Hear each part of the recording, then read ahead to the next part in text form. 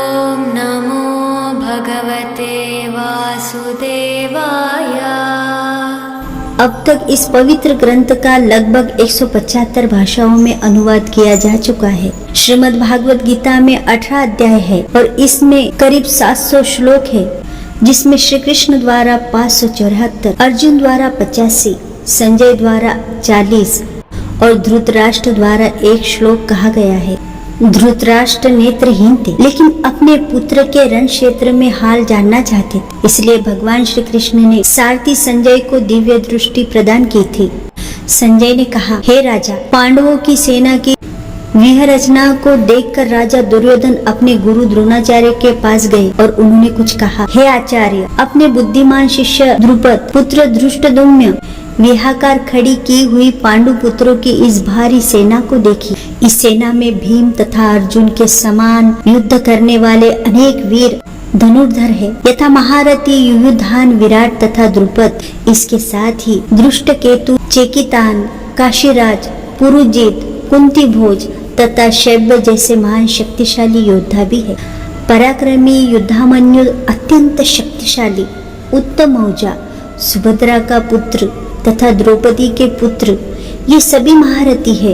हे श्रेष्ठ ब्राह्मणों, हमारी ओर से प्रमुख सेनापतियों के बारे में भी सुनिए, जो विशेष रूप से नेतृत्व करने के लिए योग्य है। ये अब मैं आपसे कहता हूँ। आपके भीष्म, कर्ण, कृपा, अश्वत्थामा, विकर्ण और भूरिश्रवा जैसे व्यक्ति महत्व है, जो युद्ध में हमेशा विजयी होते हैं। हमारे सेनापतियों के अलावा हमारे पास कई अन्य वीर योद्धा भी है, जिन्होंने मेरे लिए अपनी जान देने की कसम खाई है। ये योद्धा हथियार चलाने में माहिर है और युद्ध कला में भी निपुण है। हमारी शक्ति असीमित है और हम सब पितामह द्वारा भली भांति संरक्षित है, जबकि पांडवों की शक्ति भीम द्वारा भली भांति संरक्षित होकर भी सीमित है। अंततः अब मैं कौरव सेना के सभी सेनापतियों से आह्वान करता हूँ कि वे पितामह भीष्म को पूर्ण सहयोग दें तथा अपनी अपनी रणनीति सीमाओं की रक्षा करें। तत्पश्चात कुरुवंश के वयोवृद्ध परम यशस्वी महायोद्धा भीष्म पितामह ने सिंह गर्जना जैसी ध्वनि करने वाले अपने शंख को उच्च स्वर में बजाया, जिसे सुनकर दुर्योधन हर्षित हुआ। इसके पश्चात शंख, नगाड़े, बिगुल, तुरही तथा सिंह अचानक एक साथ बजने लगे। उनका समवेत स्वर अत्यंत भयंकर था। तत्पश्चात पांडवों की सेना के बीच श्वेत अश्वों द्वारा खींचे जाने वाले भव्य रथ पर असीम माधव और अर्जुन ने अपने अपने दिव्य शंख बजाए। ऋषिकेश भगवान कृष्ण ने अपना पात्रजन्य शंख बजाया। अर्जुन ने देवदत्त शंख तथा अति भोजी एवं अति दुष्कर कार्य करने वाले भीम ने पांडु नामक भीष्म शंख बजाया। श्रीमद् भागवत गीता प्रथम अध्याय और श्लोक नंबर 21 में अर्जुन बोले, अच्युत, दोनों सेनाओं के मध्य में मेरे रथ को आप तब तक खड़ा कीजिए जब तक मैं युद्ध क्षेत्र में खड़े हुए युद्ध की इच्छा वालों को देख न लूं, जिसमें मैं युद्ध की इच्छा से खड़ा इन लोगों का निरीक्षण कर सकूं कि इस युद्ध में मुझे किन के साथ युद्ध करना है। मैं उन लोगों को देखना चाहता हूँ जो दुष्ट बुद्धि वाले धृतराष्ट्र पुत्र को संपन्न करने की इच्छा से अपने पक्ष में लड़ने आए हैं। 24वें श्लोक में संजय ने कहा, हे धृतराष्ट्र, निद्रा को जीतने वाले अर्जुन द्वारा इस प्रकार कहे जाने पर श्री कृष्ण ने भव्य रथ को दोनों सेनाओं के बीच में खड़ा कर लिया। भीष्म, द्रोणाचार्य तथा अन्य सभी राजाओं की उपस्थिति में श्री कृष्ण ने कहा, हे पार्थ, देखो ये कौरव यहाँ एकत्रित हुए हैं। वहाँ अर्जुन ने दोनों सेनाओं में अपने पिता, पितामह, कुरुजन, मामा भाई, चचेरे भाई, पुत्र, भतीजे, पौत्र, मित्र, ससुर तथा शुभ चिंतकों को देखा। जबकि कुंती पुत्र अर्जुन ने अपने बंधु बांधवों को वहाँ देखा, तब उसका मन अत्याधिक करुणा से भर गया और फिर गहन शोक के साथ उसने निम्न वचन कहे। अर्जुन ने कहा, हे कृष्ण, युद्ध करने की इच्छा से एक दूसरे का वध करने के लिए यहाँ अपने वंशजों को देखकर मेरे शरीर के अंग कांप रहे हैं और मेरा मुख सूख गया है। मेरा सारा शरीर कांप रहा है, मेरे रोंगटे खड़े हो रहे हैं, मेरा गांडीव धनुष्य मेरे हाथ से सरक रहा है और मेरी त्वचा जल रही है। मेरा मन भ्रमित सा हो रहा है और मैं खड़े रहने में असमर्थ हूँ। हे कृष्ण, इस युद्ध में अपने ही स्वजनों का वध करने से न तो मुझे कोई अच्छाई दिखती है और न मैं इससे किसी प्रकार का विजय राज्य का सुख भोग सकता हूँ। हे कृष्ण, मैं न विजय चाहता हूँ, न राज्य और न सुखों को ही चाहता हूँ। हे गोविंद, हमें राज्य से अथवा भोगों से और जीने से क्या फायदा। हे मधुसूदन, इनको मुझे मारने पर अथवा त्रैलोक्य के राज्य के लिए भी मैं इनको मारना नहीं चाहता, फिर भी पृथ्वी के लिए कहना ही क्या है। हे जनार्दन, दुष्टराज संबंधियों को मारकर हम लोग को क्या प्रसन्नता होगी। इन आतताइयों को मारने से तो हमें पाप ही लगेगा। हे माधव, इसलिए मैं अपने बांधव धृतराष्ट्र के पुत्र को मारना हमारे लिए योग्य नहीं है, क्योंकि स्वजनों को मार हम कैसे सुखी होंगे। यद्यपि लोभ के कारण जिनका विवेक विचार लुप्त हो गया है, ऐसे ये दुर्योधन आदि कुल का नाश करने से होने वाले दोष और मित्रकों के साथ द्वेष करने से होने वाले पापों को नहीं देखते। तो भी है जनार्दन, कुल का नाश करने से होने वाले दोषों को ठीक ठीक जानने वाले हम लोग इस पापों से निवृत्त होने का विचार क्यों न करें। परंतु हे जनार्दन, कुलक्षय से होने वाले दोष को जानने वाले हम लोगों को इस पाप से विरत होने के लिए क्यों नहीं सोचना चाहिए। कुल के नष्ट होने से सनातन धर्म नष्ट हो जाता है। धर्म नष्ट होने पर संपूर्ण कुल को अधर्म यानी पाप दबा लेता है। अधर्म की प्रबलता के साथ कुल की स्त्रियां दूषित हो जाती है। ऋषिवंशी अवांछित संतानें जन्म लेती है। अवांछित संतानों की वृद्धि के परिणाम स्वरूप निश्चय ही परिवार और पारिवारिक परंपरा का विनाश करने वाले का जीवन नारकीय बन जाता है। जल तथा पिंडदान की क्रियाओं से वंचित हो जाने के कारण ऐसे पतित कुलों के पितर का भी पतन हो जाता है। अहो शोक है कि हम लोग बड़ा भारी पाप करने का निश्चय कर बैठे हैं, जो कि इस राज्य सुख के लोभ से अपने कुटुंब का नाश करने के लिए तैयार हो गए। हे जनार्दन, हमने सुना है कि जिनके यहाँ कुल धर्म नष्ट हो जाता है, उन मनुष्यों का अनियत काल तक नरक में वास होता है। अगर ये हाथों में शस्त्र अस्त्र लिए हुए धृतराष्ट्र के पक्षपाती लोग युद्ध भूमि में सामना न करने वाले तथा शस्त्र रहित मेरे को मार भी दे, तो वो मेरे लिए बड़ा ही हितकारक होगा। रणभूमि संख्या में शोक के उद्विग्न मन वाला अर्जुन इस प्रकार कहकर बाण सहित धनुष्य को त्याग कर रथ में पिछले भाग में बैठ गया। इस संसार में सभी दुखों और कष्टों का मूल कारण संघर्ष से निपटने में हमारी असमर्थता है। इसलिए अर्जुन को भीषण युद्ध के मैदान में गीता सिखाई गई। तलवारें बज रही थी, तुरही बज रही थी और सैनिक चीख रहे थे। संघर्ष हर जगह है और हमें इससे निपटना सीखना चाहिए। संजय ने कहा। अर्जुन को दया से अभिभूत उसके मन में शोक तथा आंखों में आंसू भर देखकर श्री कृष्ण ने ये शब्द कहे, हे अर्जुन, इस संकट की घड़ी में इस मोह में तुम्हें कैसे जकड़ लिया है। यह एक सम्मानीय व्यक्ति को शोभा नहीं देता। यह उच्च लोगों की ओर नहीं बल्कि अपमान की ओर ले जाता है। हे पार्थ, इस अपुरुषोत्तम के आगे झुकना तुम्हें शोभा नहीं देता। हे शत्रुओं को पराजित करने वाले, हृदय की ऐसी शुद्र दुर्बलता को त्याग दो और उठो। अर्जुन ने कहा, हे मधुसूदन, मैं युद्ध में भीष्म और द्रोणाचार्य जैसे पुरुषों पर बाण कैसे चला सकता हूँ, जो मेरे लिए पूजनीय है। इस महान बुजुर्गों जो मेरे गुरु है, उनको मारकर जीवन का आनंद लेने की अपेक्षा इस संसार में भीख मांगकर जीना बेहतर होगा। यदि हम उन्हें मार देंगे तो हम जो धन और सुख भोगेंगे वे सब रक्त से सने होंगे। हम यह भी नहीं जानते कि इस युद्ध का कौन सा परिणाम हमारे लिए बेहतर है, उन पर विजय प्राप्त करना या उनके द्वारा पराजित होना। उन्हें मारने के बाद भी हम जीने की इच्छा नहीं करेंगे। फिर भी उन्होंने धृतराष्ट्र के पुत्र का पक्ष लिया है और अब युद्ध के मैदान में हमारे सामने खड़े हैं। मैं अपने कर्तव्य के बारे में उलझन में हूँ और चिंता और कायरता से घेरा हुआ हूँ। मैं आपका शिष्य हूँ और आपके प्रति समर्पित हूँ। कृपया मुझे निश्चित रूप से बताइए कि मेरे लिए क्या सर्वोत्तम है। मैं अपनी इंद्रियों को सुखाने वाले इस दुख को दूर करने का कोई उपाय नहीं खोज पा रहा हूँ। भले ही मैं पृथ्वी पर एक समृद्ध और अद्वितीय राज्य जीत लूं, या स्वर्ग के देवताओं के समान प्रभुत्व प्राप्त कर लूं, मैं इस दुखों को दूर करने में असमर्थ हो जाऊंगा। संजय ने कहा। ऐसा कहकर शत्रुओं को दंडित करने वाले गुडाकेश ने ऋषिकेश से कहा, गोविंद, मैं युद्ध नहीं करूंगा, और चुप हो गए। हे धृतराष्ट्र, तत्पश्चात दोनों सेनाओं के मध्य में श्री कृष्ण ने शोकग्रस्त अर्जुन से मुस्कुराते हुए ये शब्द कहे, तुम ज्ञान की बातें करते हुए भी उस बात के लिए शोक करते हो जो शोक करने योग्य नहीं है।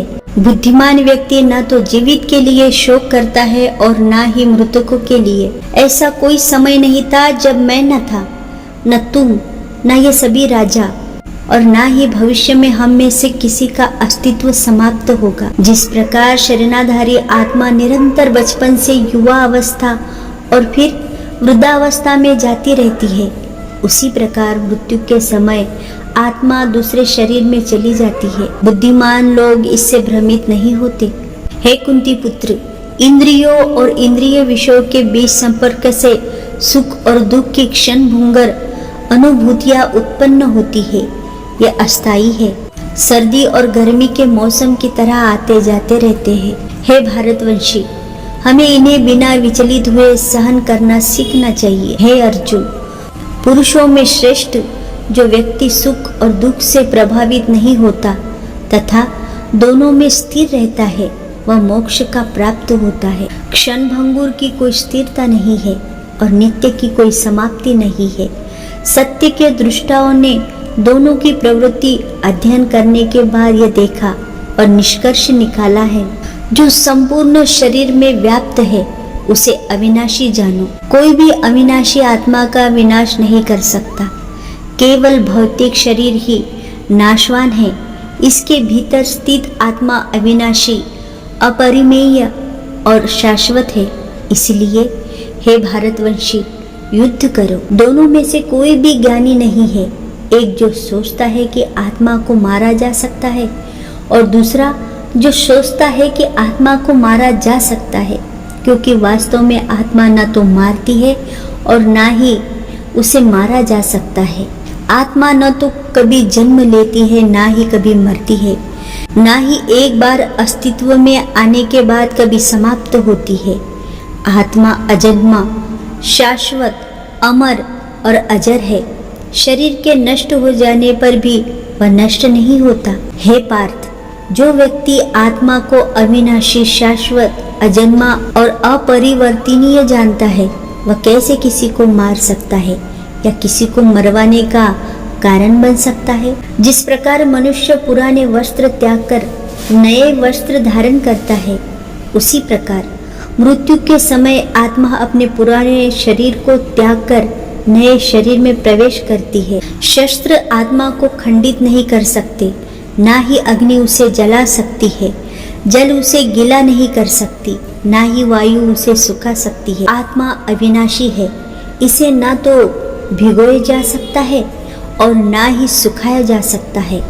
यह शाश्वत है, सभी स्थानों में व्याप्त है, अपरिवर्तनीय है तथा आदि है। नैन छिन्दति शास्त्रनि, नैन दहति पावकः, न चैन क्लेदयन्त्यापो, न शोषयति मारुतः।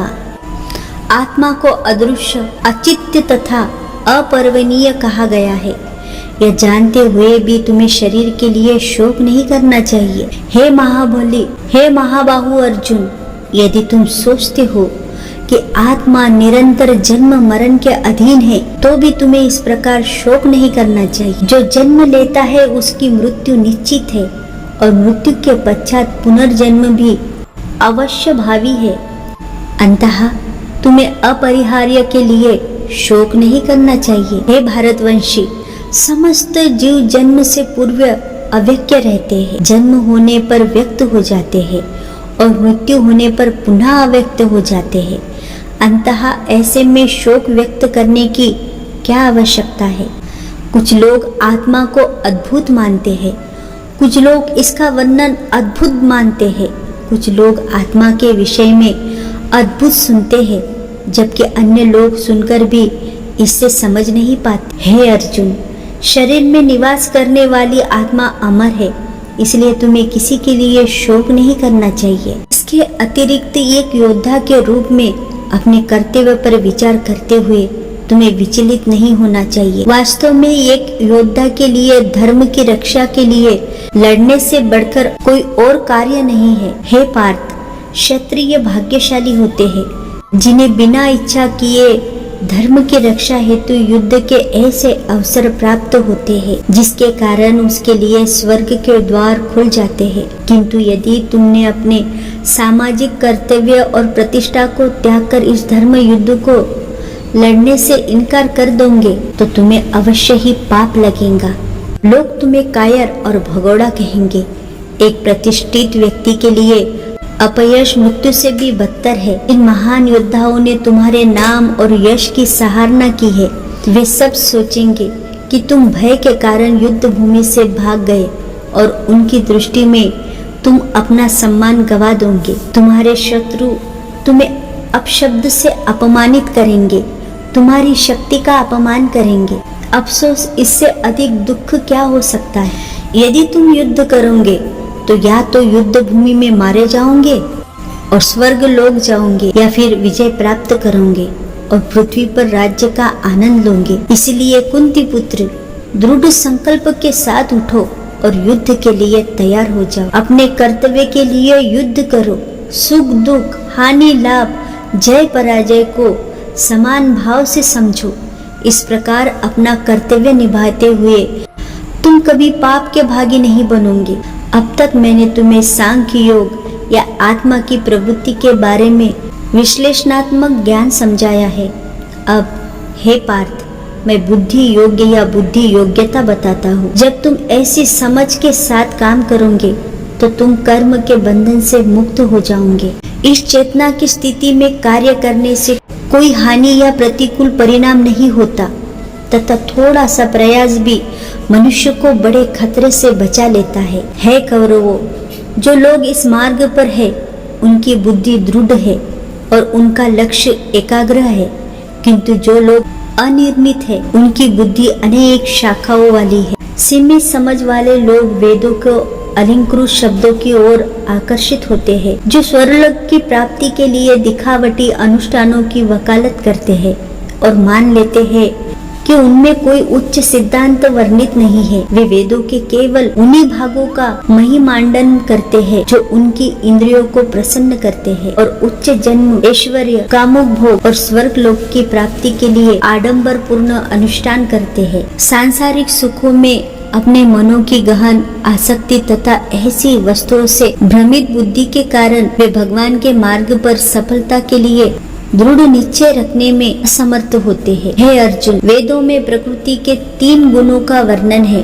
तीनों गुणों से ऊपर उठकर शुद्ध आध्यात्मिक चेतना की स्थिति में पहुंचो। द्वैत से मुक्त होकर सत्य में स्थिर होकर भौतिक लाभ और सुरक्षा की चिंता किए बिना स्वयं में स्थित रहो। तुम्हें अपने निर्धारित कर्तव्य का पालन करने का अधिकार है, लेकिन तुम अपने कर्मों को फलों के हकदार नहीं हो। अपने आप को कभी भी अपने कर्मों के परिणाम का कारण मत समझो, ना ही अकर्म में आसक्ति रहो। हे अर्जुन, सफलता और असफलता की आसक्ति को त्याग कर तुम दृढ़ता से अपने कर्तव्य का पालन करो। यही समभाव योग्य कहलाता है। अर्जुन, दिव्य ज्ञान और अंतर्दृष्टि की शरण में जाओ और फल की इच्छा वाले कर्मों को त्याग दो, क्योंकि वे दिव्य ज्ञान में स्थित बुद्धि से किए गए कर्मों से हीन है। जो लोग अपने कर्मों का फल भोगना चाहते हैं वे कृपण हैं। जो व्यक्ति विवेक पूर्ण बिना आसक्ति के कर्म के विज्ञान का अभ्यास करता है वह इसी जीवन में अच्छे और बुरे दोनों कर्मों से छुटकारा पा सकता है। इसलिए योग के लिए प्रयास करो, जो कुशलता से अचित चेतना में काम करने की कला है। समबुद्धि वाले बुद्धिमान पुरुष कर्मों के फलों के प्रति आसक्ति को त्याग देते हैं, जो उन्हें जीवन और मृत्यु के चक्र में बांधते हैं। ऐसी चेतना में कार्य करते हुए वे सभी से परे की स्थिति को प्राप्त करते हैं। जब तुम्हारी बुद्धि मोह के दलदल को पार करेंगी तब तुम सुने हुए और आगे सुनने में आने वाले इस लोक और परलोक के भोगों के प्रति उदासीन हो जाओगे। तो हमने अध्याय नंबर 2 और श्लोक नंबर 53 तक का हिंदी में अनुवाद किया है। इसके आगे के वीडियो के लिए लाइक, शेयर और सब्सक्राइब जरूर कर दीजिएगा और कमेंट बॉक्स में अपनी राय जरूर बताइए। तो प्रेम से बोलो जय श्री कृष्ण, जय श्री कृष्ण, जय श्री कृष्ण।